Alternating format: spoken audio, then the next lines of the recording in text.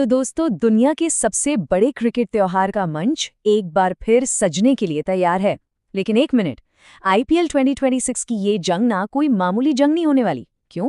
क्योंकि इस बार मैदान पर टीमों की पूरी सूरत ही बदल गई है। तो चलिए जरा गहराई से देखते हैं कि इस नए चैंपियन का ब्लूप्रिंट आखिर है कैसा। ये सीजन सच में किसी और साल जैसा नहीं है। सालों की वफादारियां टूटी हैं, तो वहीं कुछ दिग्गज खिलाड़ी अपनी जड़ों की तरफ अपनी पुरानी टीमों में वापस लौट आए हैं। मतलब साफ है, ये बदलावों का, उथल-पुथल का और बिल्कुल नई रणनीतियों का सीजन होने वाला है। 2026 का आईपीएल गवाह बन रहा है एक बहुत बड़े प्लेयर शफल का। टीमों की पहचान तक बदलने वाली है, क्योंकि कुछ सबसे बड़े सितारे अब नई जर्सी में मैदान पर उतरेंगे। तो चलिए देखते हैं कि कौन-कौन से हैं वो सबसे बड़े बदलाव। और लिस्ट की शुरुआत होती है एक बहुत बड़ी खबर से। संजू सैमसन अब चेन्नई सुपर किंग्स में हैं। सोचिए जरा, संजू का वो आक्रामक अंदाज और महेंद्र सिंह धोनी का वो ठंडा दिमाग, जब ये दोनों मिलेंगे तो सीएसके के मिडिल ऑर्डर को एक ऐसी खतरनाक धार मिलेगी जिसकी किसी ने कल्पना भी नहीं की होगी। रुकिए, पिक्चर अभी बाकी है। एक और जबरदस्त बदलाव। ऋषभ पंत अब सिर्फ लखनऊ सुपर जायंट्स के खिलाड़ी नहीं हैं, वो टीम के कप्तान भी होंगे। उनकी वो निडर, वो बेखौफ कप्तानी अब लखनऊ के खेल में एक नई जान फूंकेगी।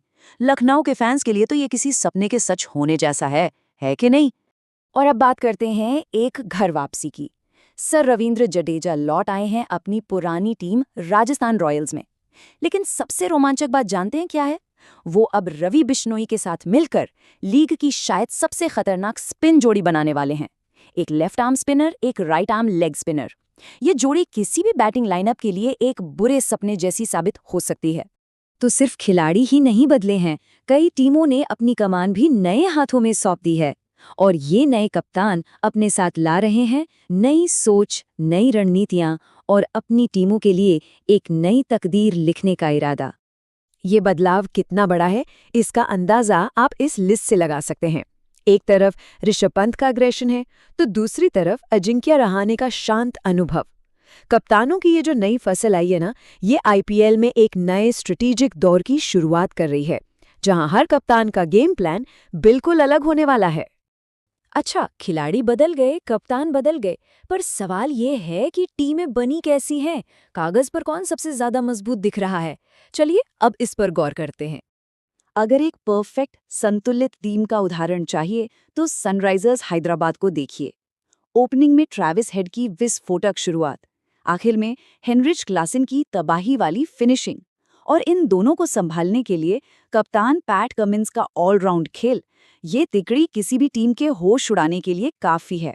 अब आते हैं उस टीम पर जिसने ऑक्शन में सच कहूं तो एक तरह से कत्लेआम ही मचा दिया।